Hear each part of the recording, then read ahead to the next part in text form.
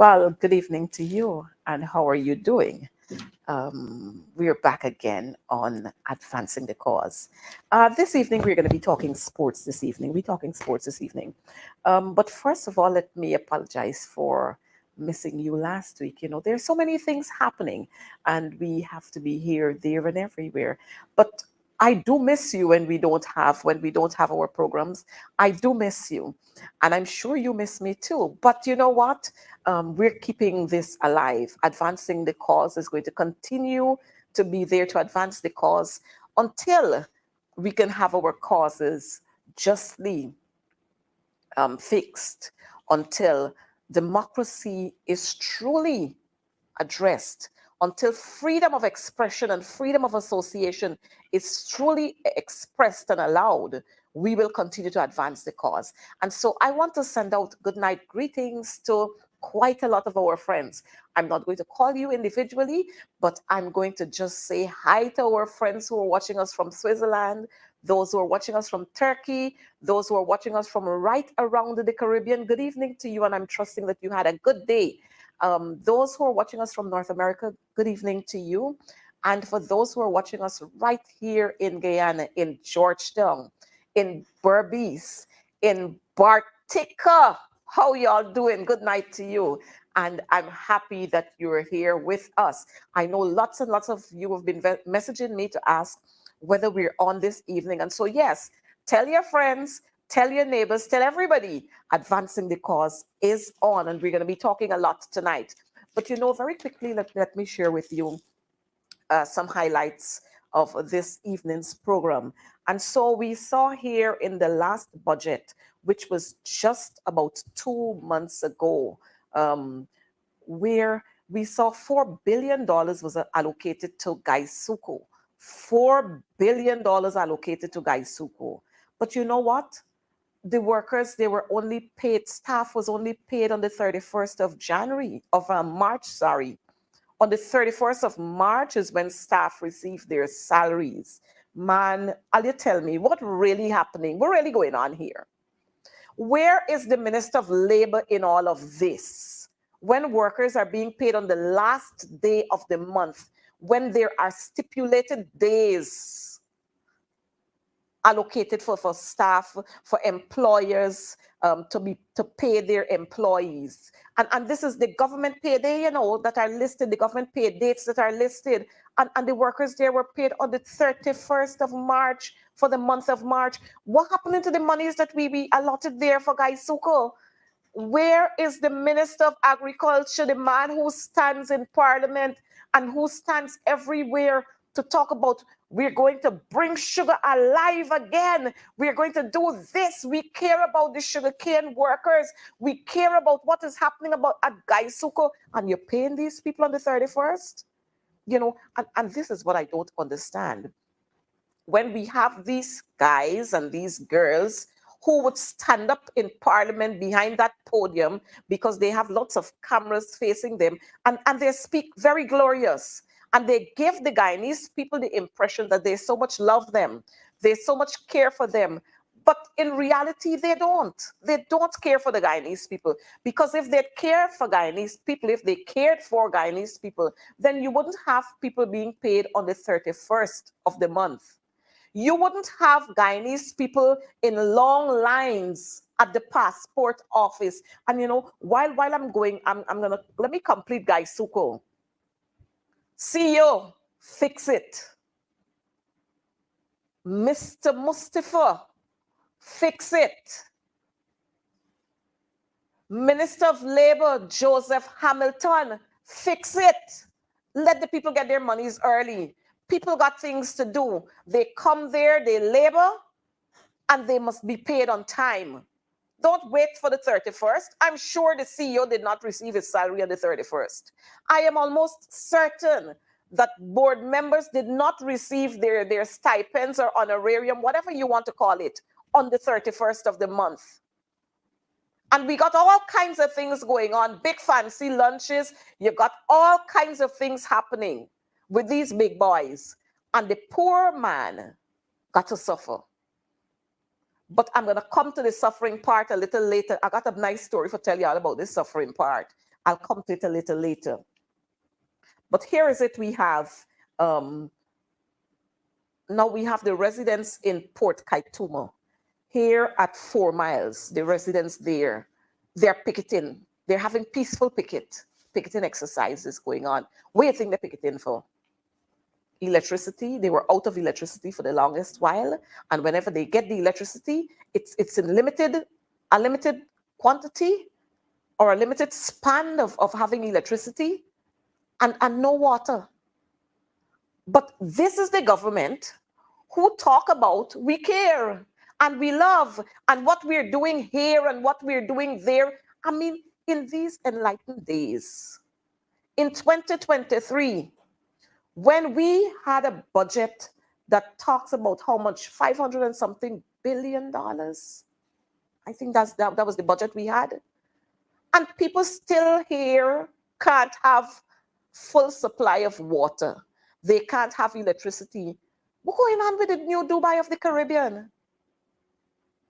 And you see, this is what we talk about. The few at the top there, they're living life in luxury. But the masses, they're suffering.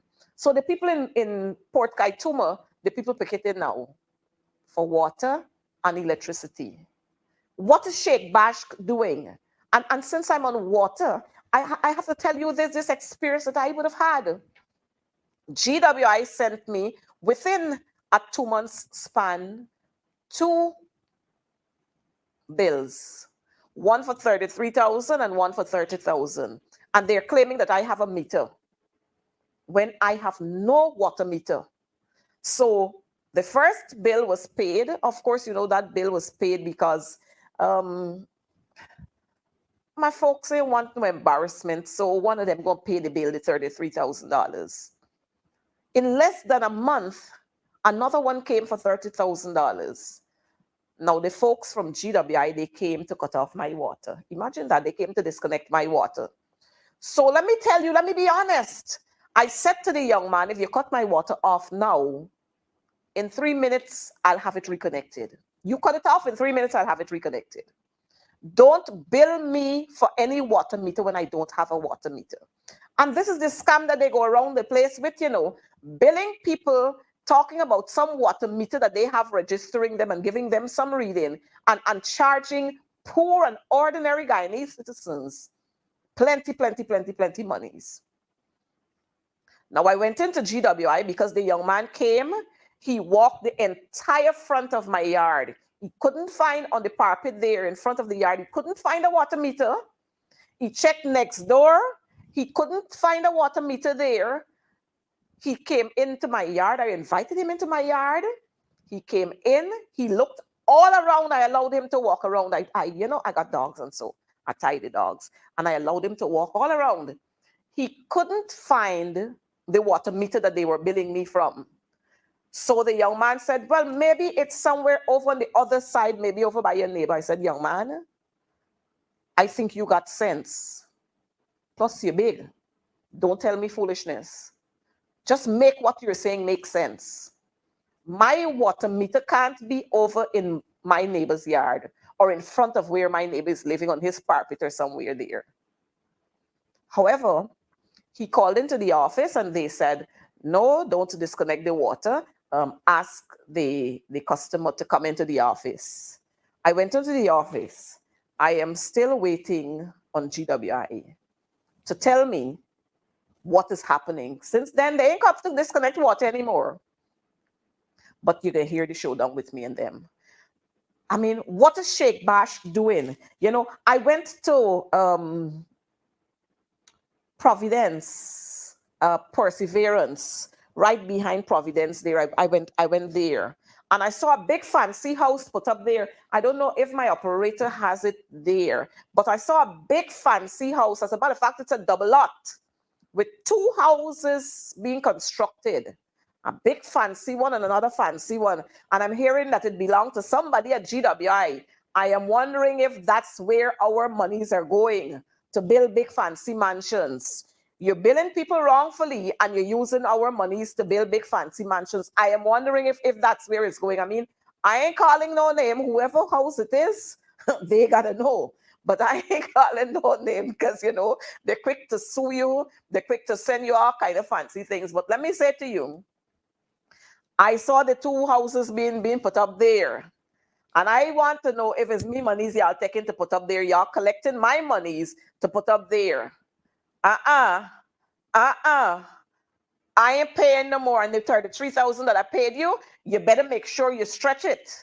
You better make sure you stretch it. And you see, this is why we are missing people like Dr. Van West Charles. This is why we missing these people. This is why we missing these people. This is why we missing David Patterson and Annette Ferguson. Because when they were at the ministry of, what is it? I can't even remember the ministry.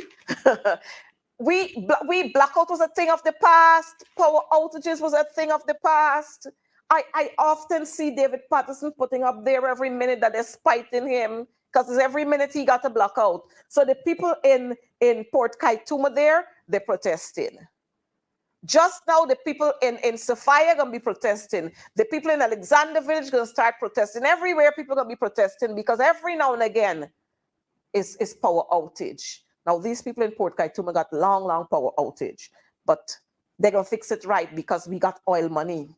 And they can use it rather than, you know, I just noticed all these ministers got two bodyguards, got 3 bodyguards, got 8, 9, 10 bodyguards, the president 20, how much, wherever. Don't take our taxpayers' dollars and do foolishness with it. Spend the money on the people. You're putting up big fancy structures, giving people the impression as if so much is happening, but the masses are still suffering. Still suffering, the masses. People still can't afford to go to the shop to buy a couple of things because by the time you put out a $5,000 there, you get 2 or 3 items with it, if so many, and it's finished. As a matter of fact, if you were to buy a 5-pound tin of milk, the $5,000 can't buy that. So you understand what we're dealing with. But we'll get a little more into those kinds of things. I noticed that we have our Miss World Guyana taking London, the red carpets in London, and we want to wish her every success. You know, when our folks go out there, we want to wish them well, and we want to pump them up, and we want to rally behind them because they put us on show. They make us look good. And so our girl there, we want to wish her every success, and we trust that she is going to fly the flag of Guyana very, very high.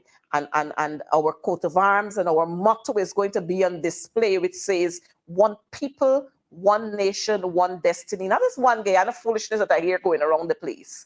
This new, some kind of concoction they're putting together now, but one Guyana, which giving people a whole lot of diarrhea and all kind of thing. We want that.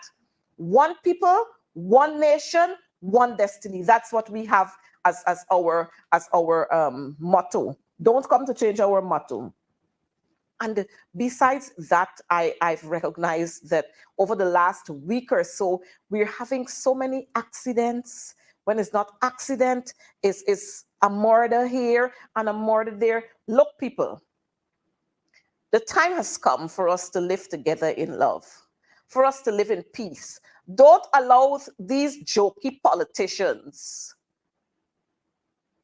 those in government, to tell you a whole lot of nonsense. Don't allow them to divide our people. We have been living peacefully.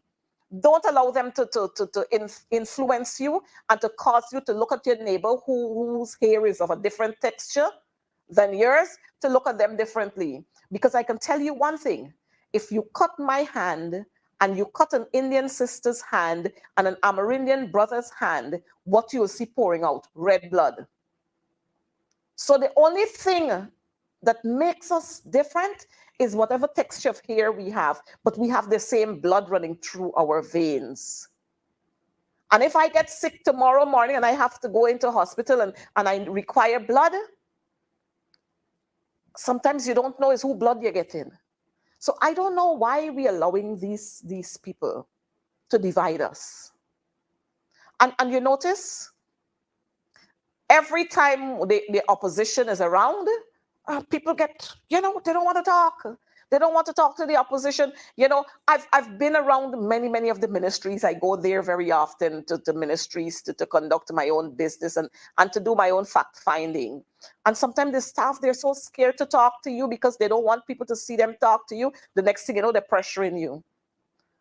And these are the people who talk about democracy and freedom of speech and all kinds of crazy things, you know. And yet they're instilling fear in our people. Look, folks, we've got to end this. We can end this very soon. And we will let our friend Ali know and Jagdio know that the nonsense they're doing, we Guyanese people, we will change it. Because we don't want to be separated. We don't want to have to hate. We want to live as one people. And so the murders, let's quiet down on them. Let's talk. We don't have to use violence. We don't have to cuss out. Let's talk. Let's be respectful with what we do. And so we saw a 23-year-old man. He was found dead in Bath settlement there. Some crazy talks there, and the family suspects that he was murdered.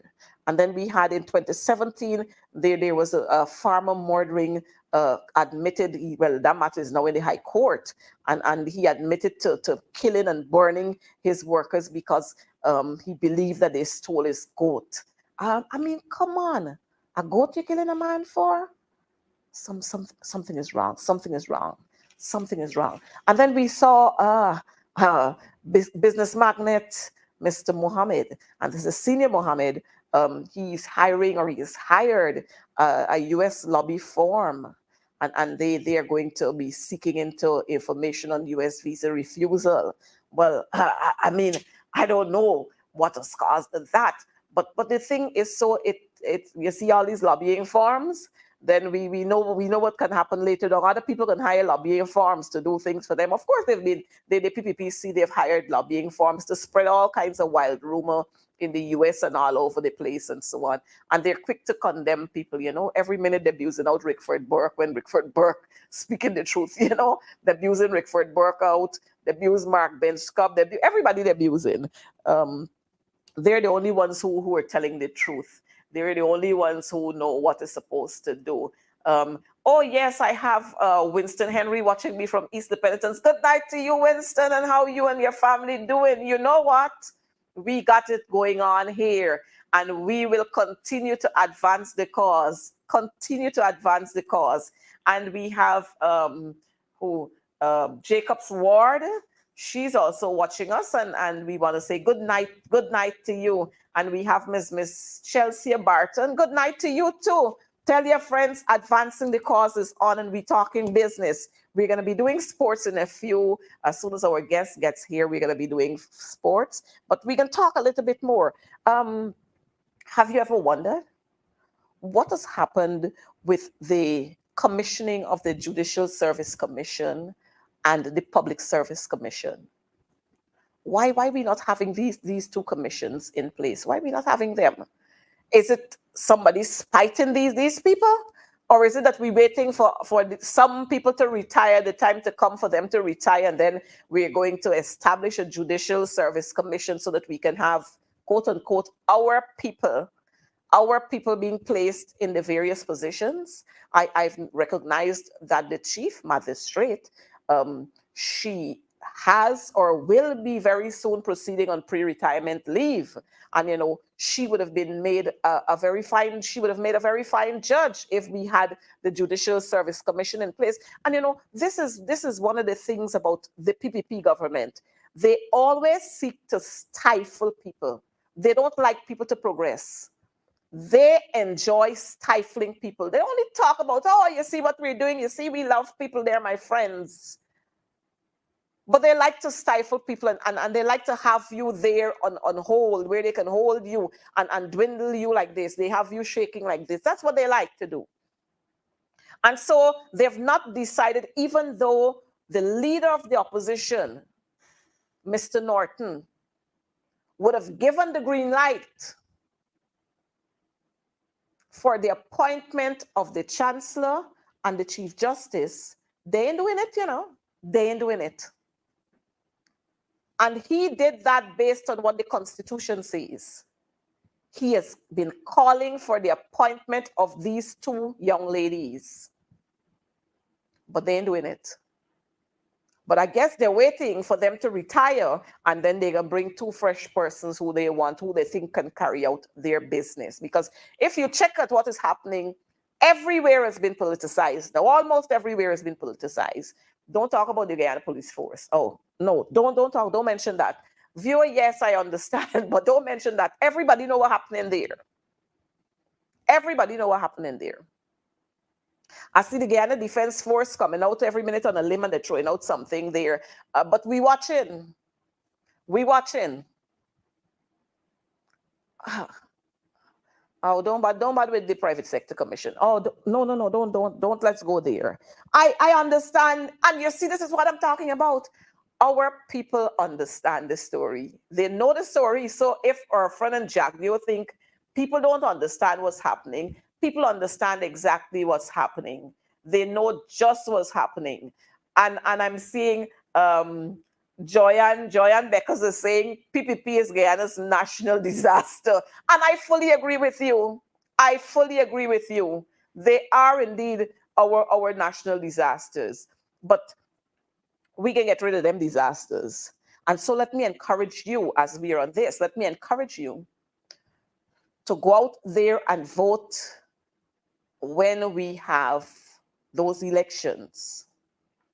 When we have our local government elections, ensure you go out there and vote. And this big bluff talk about we will control Georgetown and we will take over Linden and New Amsterdam. I don't know when that's going to happen. I don't know when that will happen. Somebody smoking cheap weed somewhere and it causing them to say whatever they're saying. But it will not happen. And I'm seeing Mr. Peter saying we will vote APNU all the time. And yes, that's what people will do. And persons, the citizens in this country have recognized that what transpired at the 2020 elections was not real. As a matter of fact, the recount showed us what transpired there. But of course, the bigger folks then, they allowed what happened to have happened. All these big Mike Pompeo. And so but I wonder where is he now though? Well, we know what's happening with Trump. What is happening with Mike Pompeo? All the pomp and scene and ceremony that he had, where is he now? I'm trying to figure that out. But we can find out about him in another episode. We're going to find out about him. But I want to share with you very quickly. Today, Wednesday, the Guyana Conference of Seventh-day Adventists. Of course, you know that I'm an Adventist. I hope you know that. I'm an Adventist. I'm born a Seventh-day Adventist too. And so, yes, and I want to remind the persons, when Christ was on earth, he walked the streets, he demanded justice for the people, he fixed the wrong and made them right. He never said wrong was right, but he fixed the wrong. He fed those who were hungry. He clothed those who were naked.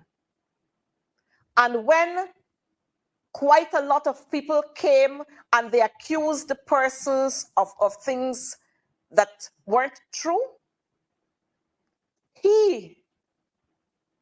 Jesus Christ, he rebuked them and reminded them and asked them, he who is without sin, let them cast the first stone. And when they brought that woman who they said they caught in adultery, and they brought her to Jesus. So as an Adventist, I understand that I have to stand up for what is right. I have to speak for those who cannot speak for themselves. So when you hear me speak and when you hear me being frank and blunt, don't think that I'm being rowdy, or don't think that I just want to oppose things. I stand for what is right. I stand for justice. So we had the Adventist conference this afternoon, they were having the opening ceremony for the conference session. And you know what? Yes, of course, the opposition leader was invited there, and he was invited to give to bring greetings to the Adventist community. And so we have delegates from Berbice, Essequibo, and Demerara. And of course, we have quite a lot of overseas dignitaries there. And so the opposition leader was there, and he spoke to the theme that says, anchored in his promises, advancing in his purpose. That's the theme for this. It's going to be an entire week of conference session.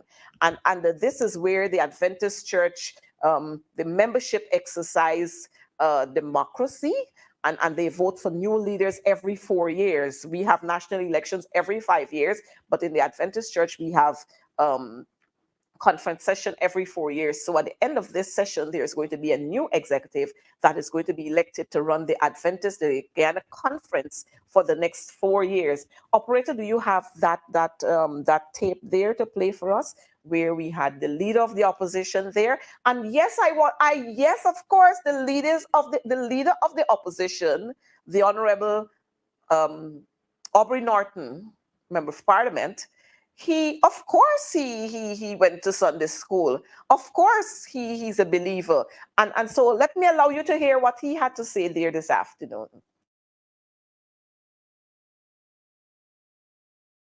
A vast political experience, a professor, a man adept with international relations. In a landslide victory, became leader of the PNCR in December 2021. And in April 2022, he was appointed as a member of the National Assembly. We're happy to welcome him and his team, and I want to recognize Dr. Karen Cummings, of course, parliamentarian and a member of our church. Happy to have the team with you. Sister Coretta McDonald, another parliamentarian. And it is my delight to invite the Honorable Aubrey Norton to come on up at this time and to bring us some greetings, brief remarks.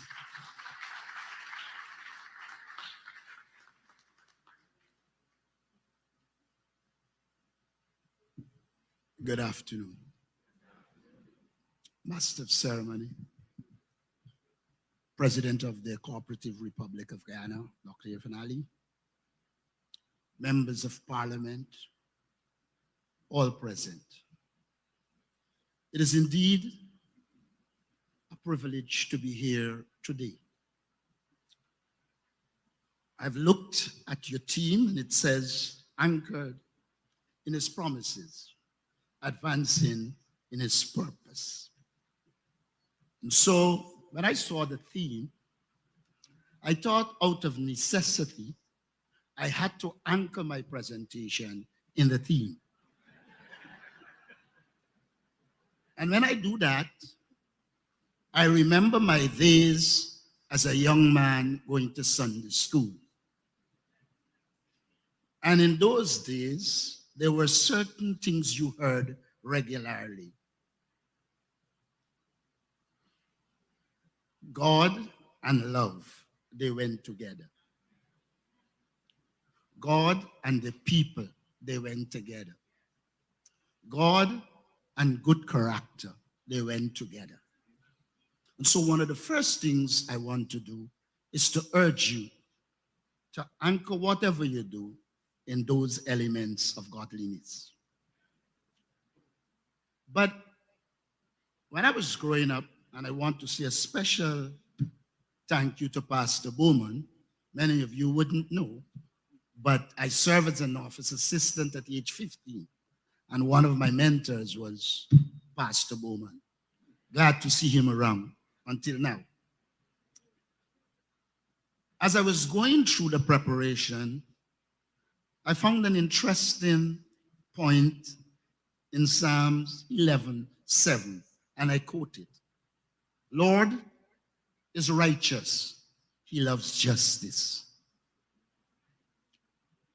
In Isaiah, it says, learn to do right and seek justice.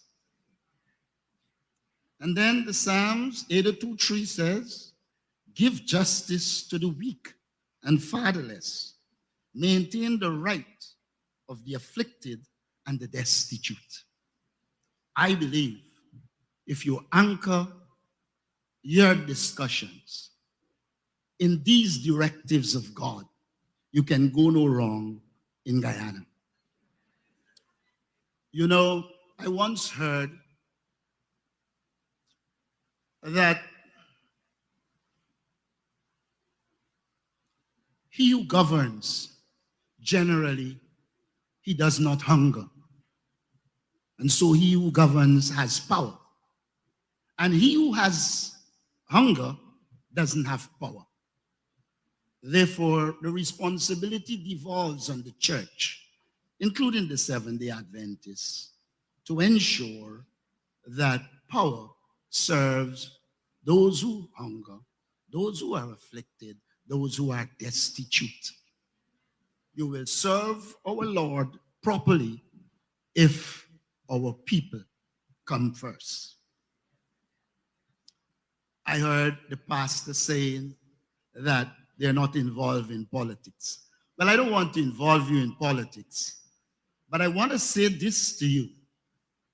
It is your duty to ensure you impact politics in the name of justice, because your Bible and our God, they both demand it. And so while I do not see you as being political or being involved in politics, I see you as a civil society organization that has a role to play in politics. And that role is to bring the teachings of the Bible to he who is in politics to ensure that they live by those words. And so be careful. I am not inviting you into politics. I'm inviting you to influence politics. Because it is said that when the righteous acts and the righteous influence politics, then life is better. And what we seek is a better life.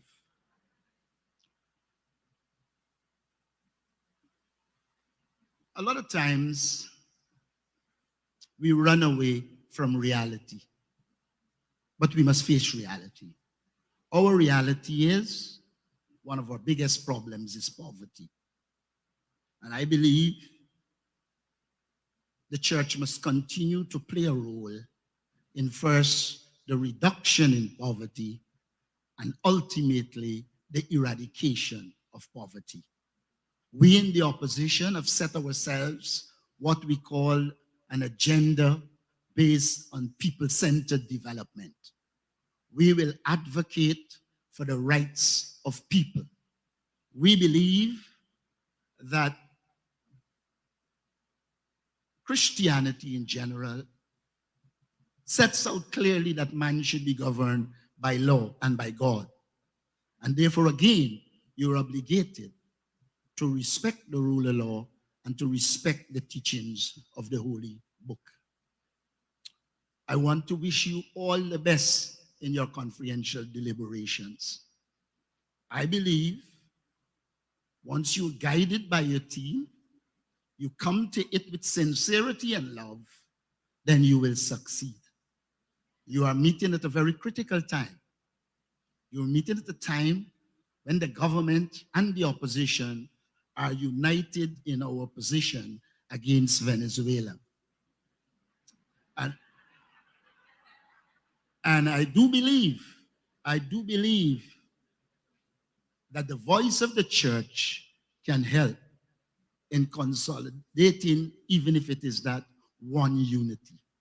I urge you to move forward in unity, in purpose, and remember, we set out to achieve one people, one nation, one destiny. Your contribution to that is inescapable and invaluable. I wish you the best. Thank you.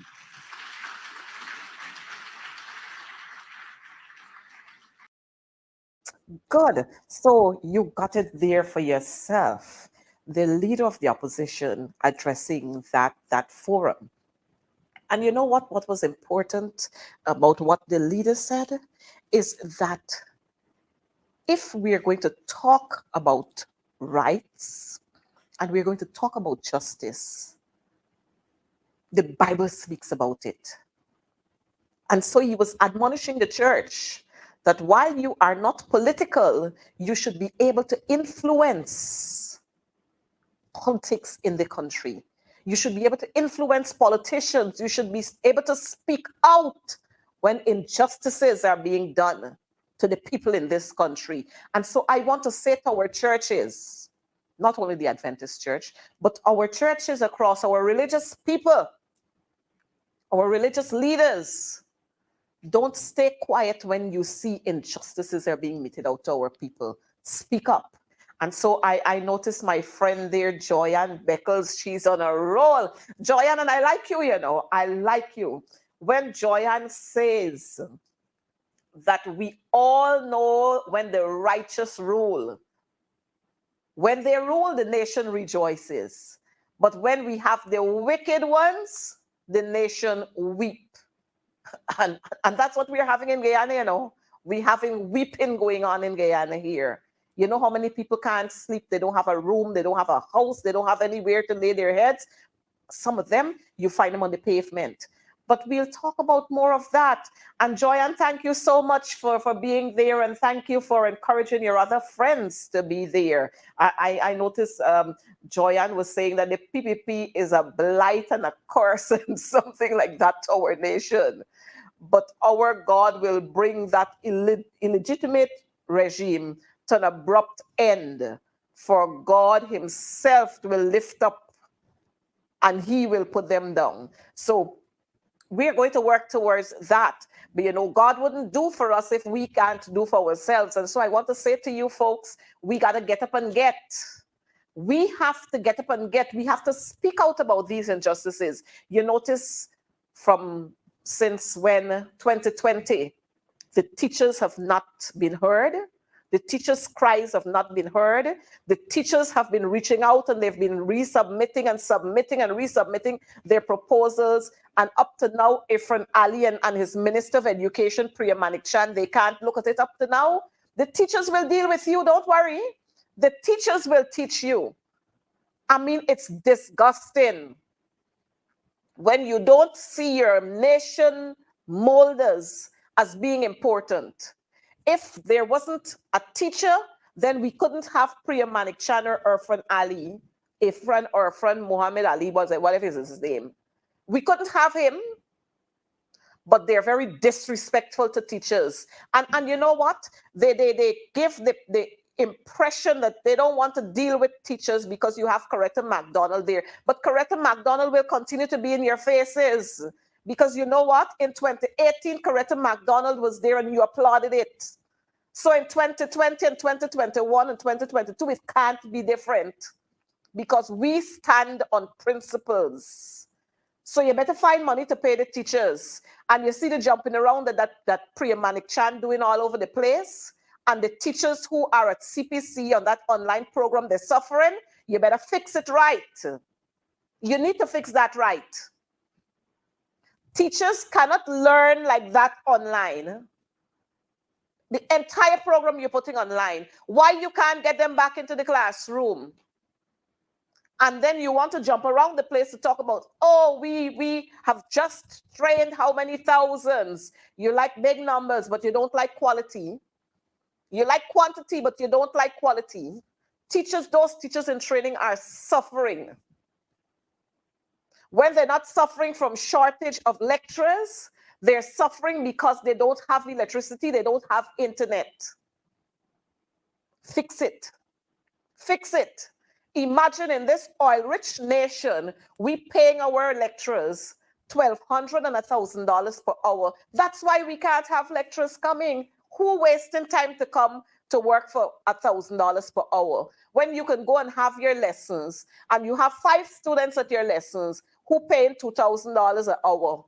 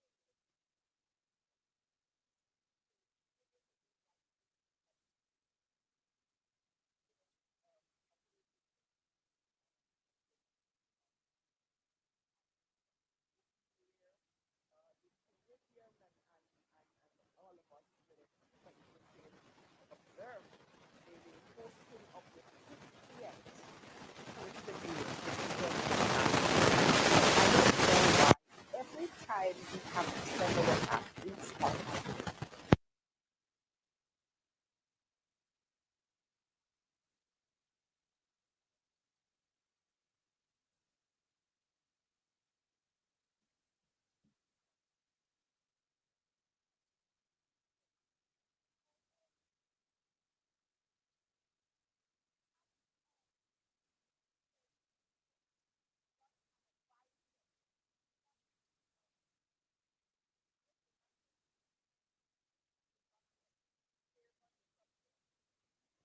People should be asked to walk.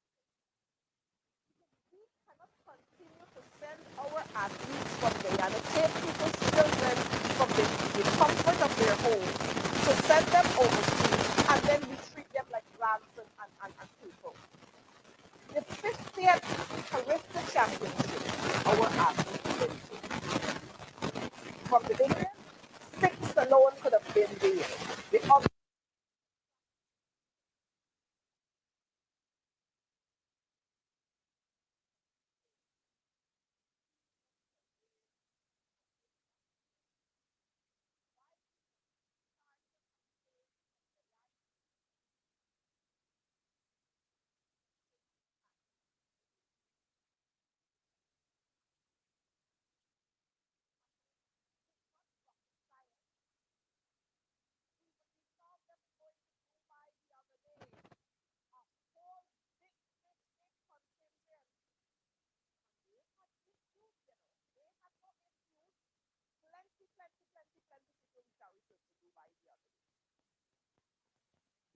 no hiccups. But for these students, these athletes of ours, to go to the Bahamas, they ain't got enough money.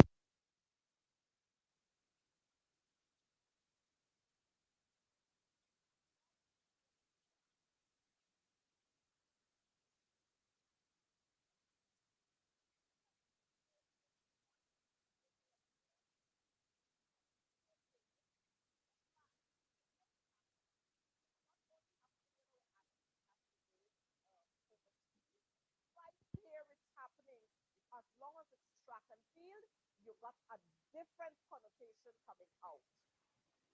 Different playouts playing. Once it's track and field. When it's cricket, we see thousands and millions and hundreds of millions of dollars being poured out into cricket. But when we have track and field, it's little pittance throwing out. Why? And then you want to talk about one Guyana? Where? When? You want to talk about love? You want to talk about practicing what is in the Bible? I heard the president talk at the opening of the Adventist conference session there, where he spoke about love and justice and democracy. Sometimes you wonder if these men are for real. You know?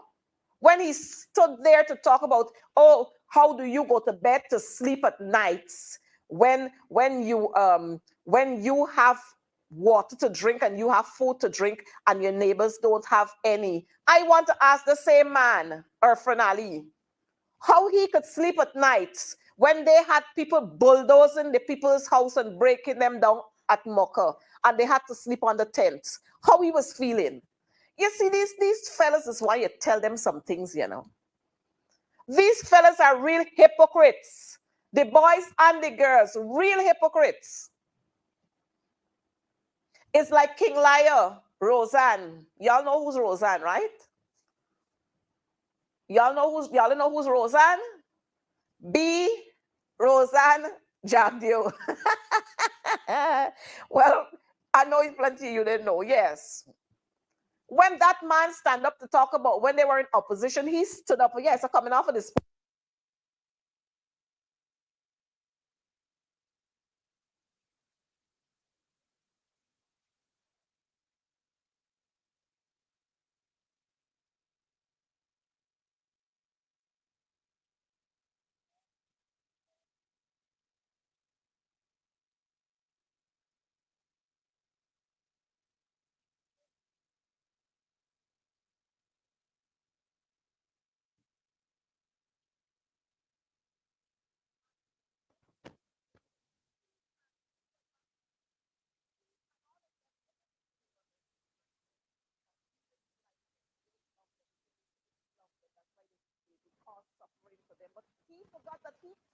closing those estates. As a matter of fact, they got estates that will close again. But they love to jump up with a whole lot of comfort them. You know? Now, back to sports. Operator, I noticed the folks are saying that they're not hearing, no sound. Maybe we can fix that. Well, I guess it's okay now. But this is the man, yes, and the man, John, thank you so much. The man spoke about judgment, and that God was listening. It's like when Priya was in Parliament the other day and Priya said, oh, we have to conduct ourselves in a better way, something to that effect, because the young people are listening to us, the young people are watching us. But this same girl, Priya, didn't know that the young people was watching, and the young people, they were listening to her, when she cussed out the U.S. ambassador at his own residence. She didn't know that. She didn't know when she called people a fool, tell people they're stupid in Parliament, that the young people listening and the young people watching. She didn't know a lot of things when she screamed out in Parliament and so on. And oh, he hit me here and in my tummy, some foolishness. She didn't know that the young people watching she all the time, but conveniently, they just know certain things. Conveniently, her friend know that God is going to judge and something. No sound. I hope you're hearing me now. If you're hearing us now, just tell us yes, you're hearing us. But these are the people who would jump up there to talk about all kinds of things, but they're not practicing it. But let's go back to sports. Our athletes, they went out there. Operator, maybe you can show us that. Maybe one or two of the races. Our athletes went out there. They poured their hearts out to represent the Golden Arrowhead. But the treatment that was meted out to them, oh my gosh. I saw there the contingent from Barbados and the contingent from Trinidad and Jamaica. And we got oil money, And that's the treatment we give to our athletes. But thank God for our Guyanese nationals who are living in the Bahamas.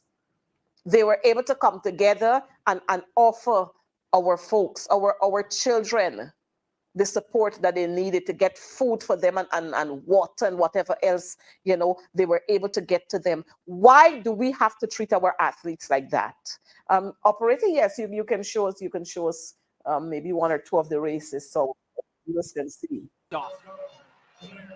Jamara Patterson flew out of the blocks in lane number 3 for Grenada. Trying to close in on Casey and Powell of Jamaica in lane 4. Ricky and Russell, the leading Jamaican, goes steadily down the backstretch. Valcourt of the Bahamas, the tall figure speeding in lane number 5. Tries to catch up to the Jamaican Ricky and Russell.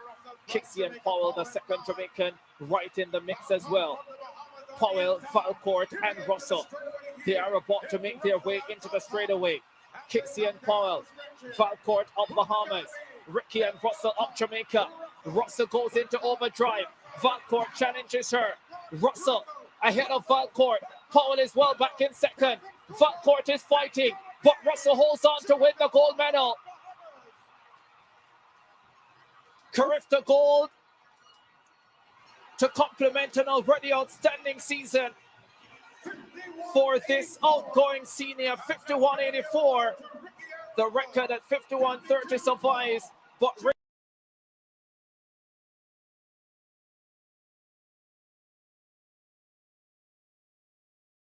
final with Tyrone Concliffe of the Bahamas in second position. The first lap.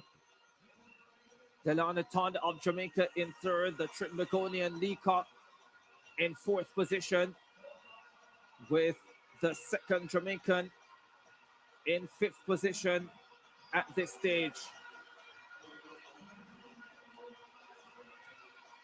Todd of Jamaica now to the front. Leacock of Trinidad and Tobago makes a move as well. Price in second. Normally a good tactician. Todd of Jamaica has the lead. Price of Jamaica in second. Leacock of Trinidad and Tobago holding the bronze medal position at this stage. The Guyanese is dangerously poised. Javon Roberts as well. Down the home stretch they come. Rashidi Price left back, and now Roberts strikes the front. Javon Roberts wins gold for Guyana in the under 17 boys. 800 meters, the Trinidadian Leacock snatches the bronze medal as well. Told you Javon Roberts would be dangerous. Left it late, timed his run to perfection, and strikes gold in 1:56.64. Didn't finish last year, but no on top. A flying last 100 meters, circles the leaders, and gives him a clear and singular hold on the gold medal. Wonderful last 100 for Roberts of Guyana. Hang off the pace for most of it.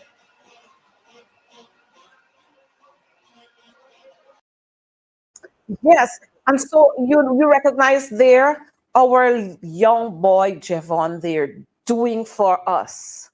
But you know what? The young man didn't even had again a flag to hold. You see the athlete from Trinidad there holding a flag of Trinidad. The boy even had a flag to hold. We saw our medalist going up there, the young lady going up there to receive her gold medal. She even got a flag. What are we really doing? Huh? And you're talking sports, and the sports minister would go to parliament and stand up and pump his chest up to say nonsense. Huh? Charity begins at home. Do it right at home. You know, when we have the National Track and Field Championship, it's a whole lot of go around and come around and go so and come back so. And it is the largest games that we have in our country where over 15 plus 100 athletes can assemble at one point. And we sometimes treat them anyhow. Last year, we celebrated the 60th championship. And it was almost a disaster. As a matter of fact, the officials had to stage a protest because they were told they weren't going to be paid. I mean, what are we doing? Priya Manikchan, you better fix it right for this year's championship. And there is no collaboration between the Ministry of Education and the Ministry of Sports and Ministry of Local Government. No collaboration between these three ministries. Look, if y'all can't support our children, just let the parents know you can't support them. And parents are going to do whatever they can do to seek sponsorship for their children and to ensure that their children are treated well. But you know what? These same people, the chairman of the National Sports Commission, the Minister of Youth, Sports and Culture, and all of them gonna flock the airport when those athletes return. They can flock the airport to welcome them. But you know, if I were some of those parents, I would chase them. I would chase them. I would tell them, don't come to take out pictures with our children because you didn't ensure that our children were treated right. It is disgusting. And you know what? Every time the PPP is in office, we have this kind of issue, these kinds of problems. Every time the PPP is in office, because they don't see athletics, track and field as being important. Cricket is important to them. I mean, I have no issues with cricket. But if you're going to pour out into cricket, you must put into track and field. If you're going to pour into golf and cycling and whatever else, and tennis and so on, you must put into track and field. Because that right there is saying to us that you're discriminating. That right there is saying to us that you don't like one set of people. And don't come to tell me about love. We don't want to hear anything about love. Because you don't love our people. You don't love our children when you treat them that way. You have our children stranded, huh? And y'all taking monies to go here, there, and all over the place. Minister, wife, minister, father-in-law, minister, this person, all of y'all traveling on taxpayers' money going to Dubai, huh? Minister, sister, minister, this person going all over the place on taxpayers' money. And our children who got the potential to do stuff can't do it because you're not providing the monies for them or enough monies for them. But I'm waiting to hear if we can have what scholarship are going to be given to these children. I'm waiting to hear if some one of them going to get a piece of land. I'm waiting to hear if you're going to set up some bank account for them. I'm waiting to hear what you're going to do for these children. I mean, where are we? Huh? Big oil-rich country. Yes, Karen, welcome. Big oil-rich country. And this is how our athletes are being treated. Big oil-rich country. And we can't provide for contingent of whatever the number is, maybe 25 or how many children went out there. What are we really doing? Are we really serious about sports? And this is why many parents don't want their children to take part, to participate in these kinds of games, these track and field championship, because they're saying it carries you nowhere. Sit down and burn the books and go get 9, 10, 11, 12 subjects. Because when you pour out your heart into athletics, the government don't pay you any mind. And the parents are right. If the government at the top, they're not showing the interest, then why you think parents must want to do? But you know what? Parents love this.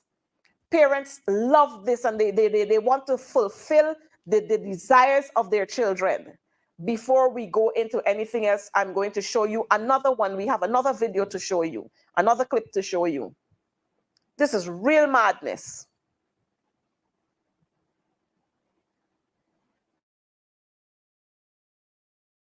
Is the time to beat. Two Jamaicans in the lineup, Jodie and Daly and Rosalie Gallimore. Daly has gone out quickly.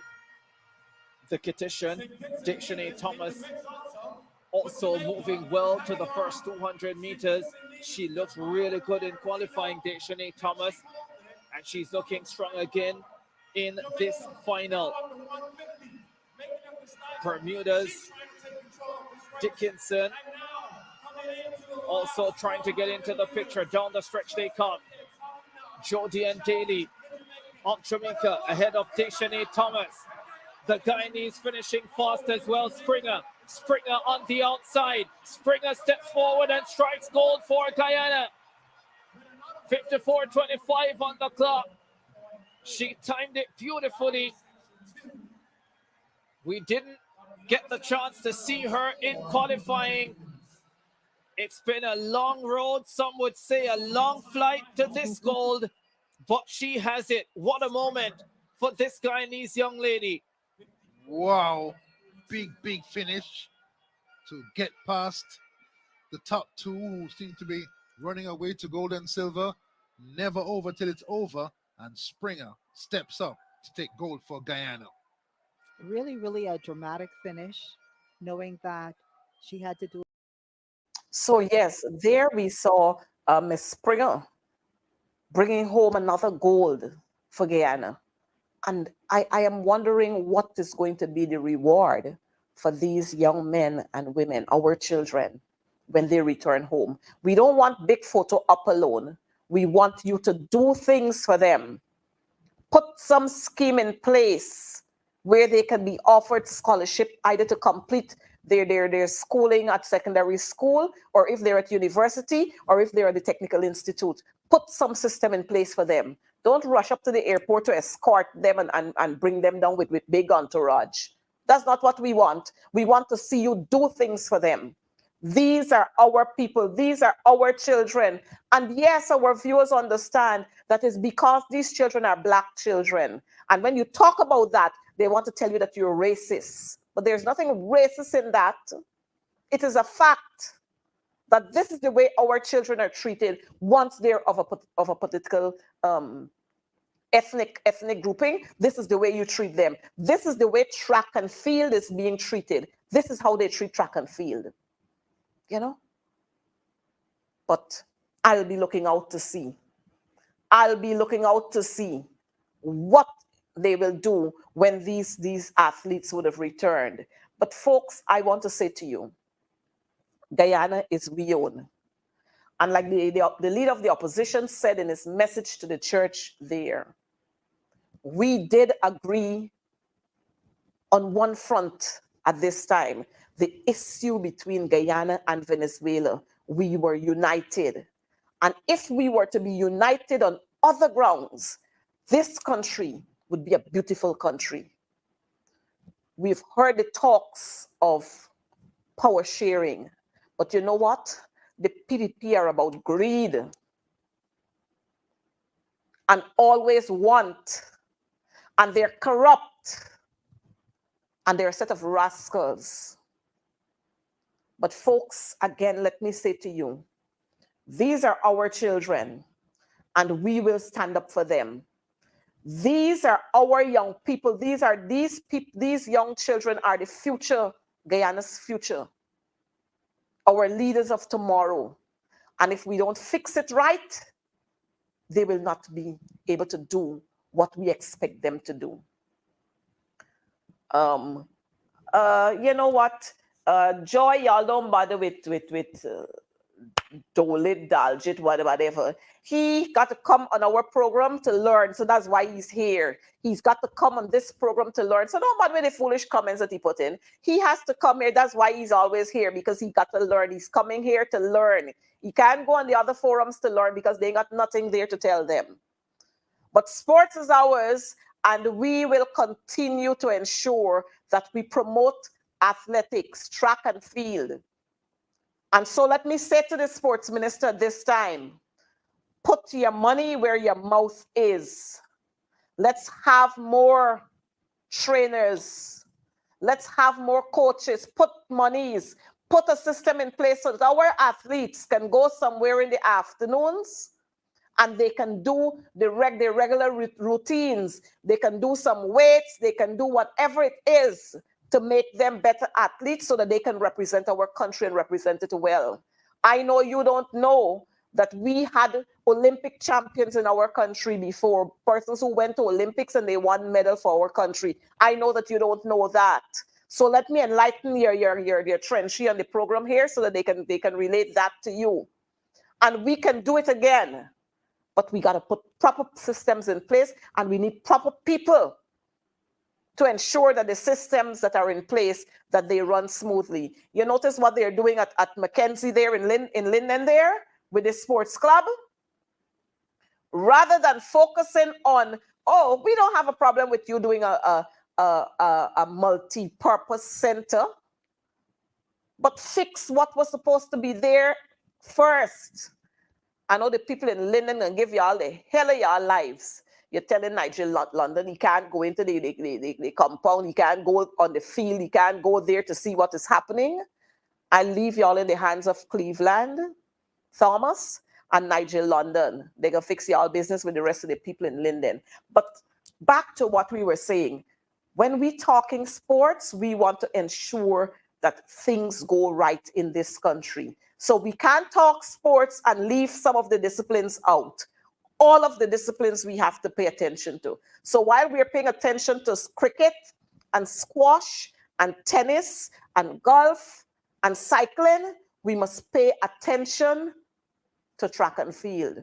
While we are paying attention to the races on the tarmac there at South Dakota, we must pay attention to track and field. I noticed that we would have seen quite a lot of statements coming out with regards to what transpired at the 50th Carifta Games with regards to the treatment of our athletes. I'm hoping that the AAG will come out and they will make a statement, and persons who are held, persons who are in default, that they're going to be dealt with.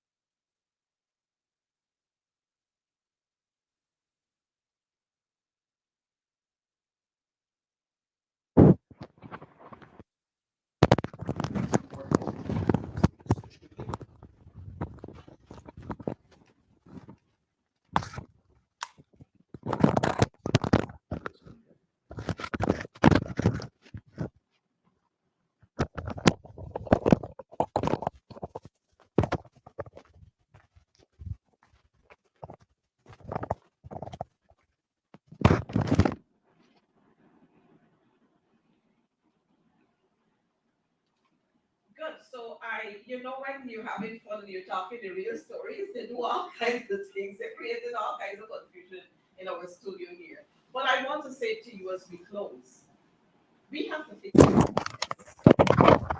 Like I was saying earlier, we have sports, and so we need to fix the stories and get it right. We need to fix the stories and get it right. We need to, if we're going to deal with sports, then we need to look at all of the disciplines.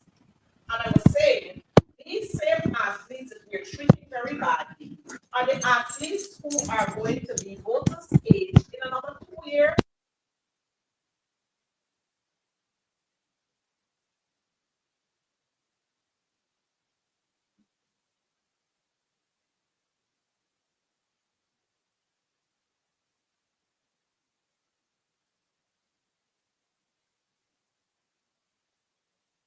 Come and chase them. We can chase them now. We're going to chase them. Don't come to our communities and behave as if we are beggars and we are looking for this crumb. You can give big monies to other people. Give us big monies when you come. You're giving big hampers to some communities. When you go to other communities, give big hampers too. So, my viewers, let me thank you for being here with us. Joyanne, good night again to you and everyone else. It's always a privilege to have you here with us. You make our day when advancing the cause is on. And to all of the other viewers who were there viewing us, thank you. Looking forward to seeing you next week. In the meantime, between now and then, stay safe. Be careful how you drive the roads. Be careful how you walk the streets. Just say a good word to somebody. And I'm going to copy this one from a boy, He said, a smile. And I've been saying that all along. You don't know what people are going through. So when you go down the streets, a good morning, how are you today? A smile can change the whole thinking of somebody. It can change a situation. So let's be good Guyanese, and let's remember we are one people, one nation, one destiny. God bless you. See you next week for more on advancing the cause. But we must fix that sports business. Good night.